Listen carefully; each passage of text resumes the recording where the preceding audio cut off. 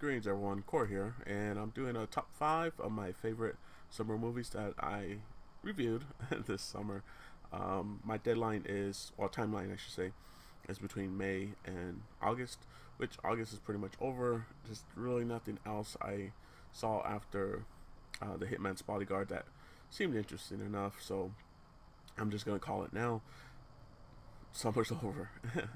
um, but there are a couple movies I want to make some honorable mentions to, which came out before the my timeline, and those movies are Kong Skull Island, which is great because they're starting to get into this monster kaiju universe with Godzilla and Kong now, and they're just counting down to the 2020 movie of Kong versus Godzilla, which should be pretty interesting. I want to see what they write besides just them fighting.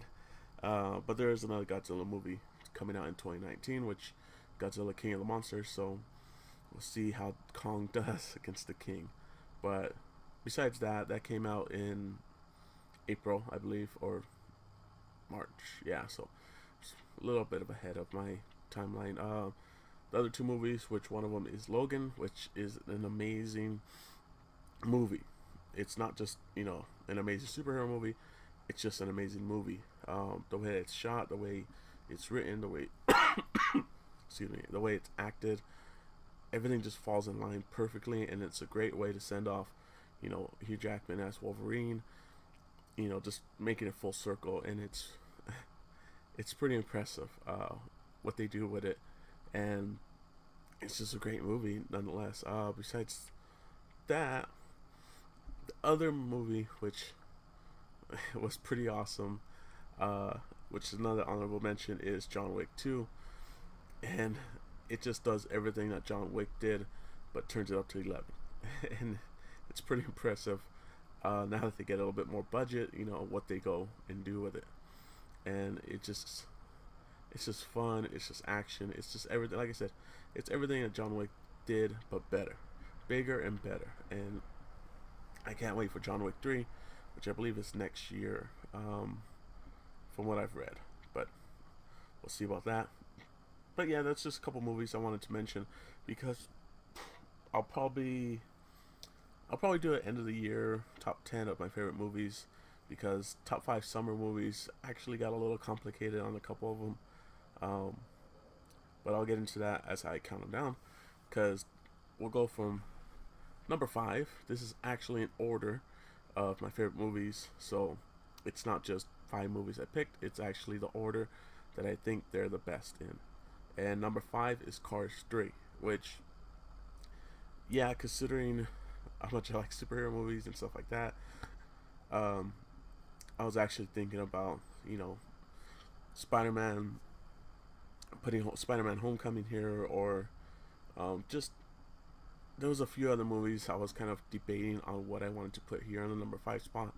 I didn't want to do a tie, because I feel like that's just cheating.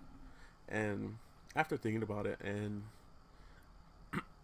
just like I said, just thinking about the movie in general, overall, how I felt after seeing it, how you know it was written, how it was directed, how just everything fell into place. I think Cars 3 was a better movie than my other picks, which was Spider-Man: Homecoming and The War of the Planet of the Apes. Spoilers, they're not on this list, but they were close. All those three pretty much fought for this spot, but Cars 3 I think was the better movie overall. One for the technical te- technology behind, um, the CG animation, which was great. I felt Spider-Man: Homecoming wasn't quite up to par after watching it originally.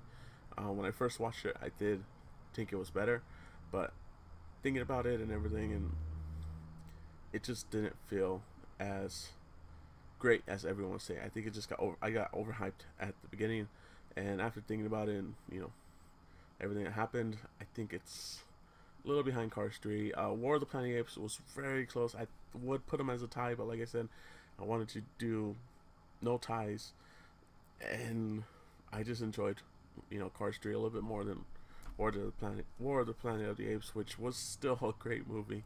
So definitely see them if you can. Um, but yeah, so that's why I chose Cars 3. It's Pixar doing Pixar right and how sequels should be done. So that's my reasoning. Number 4, like I said, superhero movies. I love them, and I do have two on this list. And the first one is Wonder Woman at the number 4 spot, and it was nice seeing DC doing a movie right for superheroes. It's been a while to really show off the superhero being a superhero and their powers and everything. And Wonder Woman, I think, is perfect. We have had Superman movies, which Man of Steel was good. I did like it, but this one was great, and it's nice to see that a female superhero, nonetheless, has a better movie than its her male counterpart, and it makes me have really high hopes for the Captain Marvel movie that's coming out from Marvel soon, and just any further female superhero movies. I think she's gonna be playing a big role in Justice League. She played a minor role in Batman vs Superman, but this movie is her up front and center, and everything she does, the way it's shot, everything is just beautiful.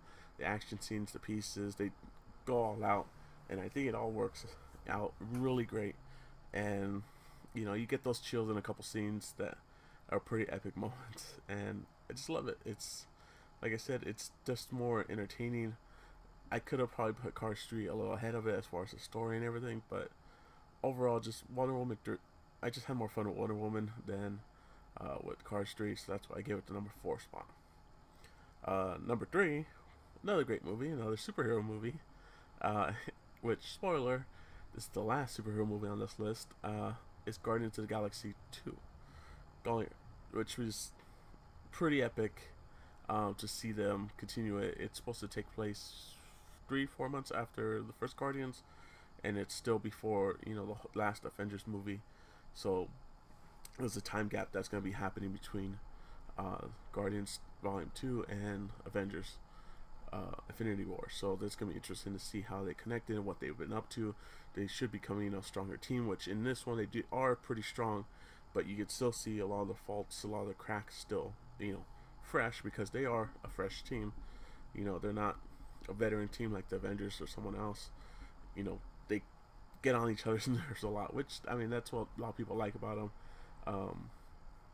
They expand their roster a little bit more with a couple new entrants, and there's a nice, funny scene towards the end, as well as a very touching scene, which is really impressive to see what James Gunn did with this roster, to say the least, because nobody, up until he picked it up and made such a huge success with the first Guardians movie, nobody knew the Guardians of the Galaxy unless you're a hardcore comic book fan, and he brought them into popularity, just like how Marvel did with Iron Man or Doctor Strange, or just the whole MCU pretty much, besides Spider-Man.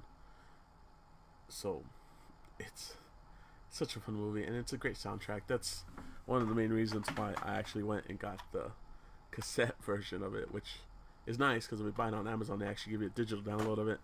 So I just had to. It's just such a great soundtrack. I actually like Volume 2 a little bit better than Volume 1 for the soundtrack. So it just works. It's just fun. It's just impressive overall. Um, which, speaking of great soundtracks, number 2 choice, Baby Driver, which I love Edgar Wright. He cannot do any wrong in my eyes. Everything he's done, I love every single movie, and I haven't. It's hard to find any faults in his directing and writing. Just overall, he does a great job, and Baby Driver shows off his blending of music with action and synchronization, which I'm a sucker for.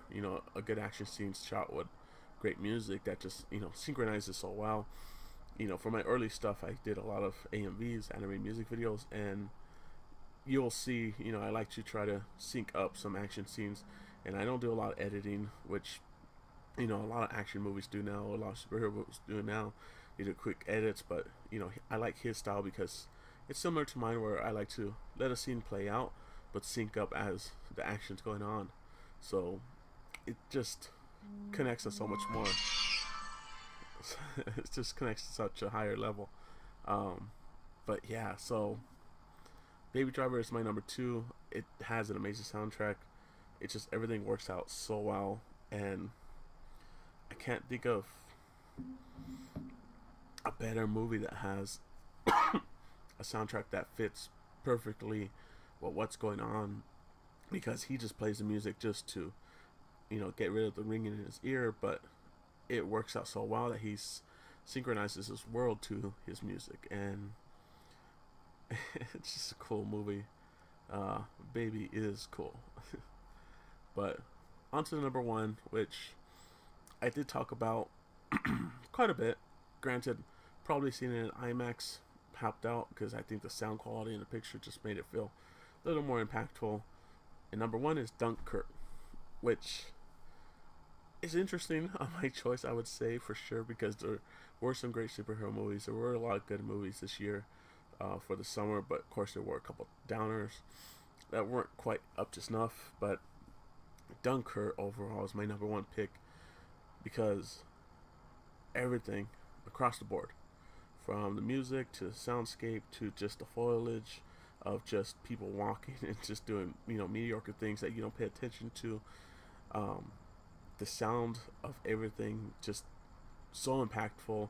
The way it's blended perfectly, the way it's shot, the way it just makes you feel you're there in the moment for every single thing that's happening. Whether you're on the boat with the three-man crew, or in the air with the fighter pilots, if you're on the ground with the young soldiers that are being shot at literally almost every second, and just waiting to go home. It's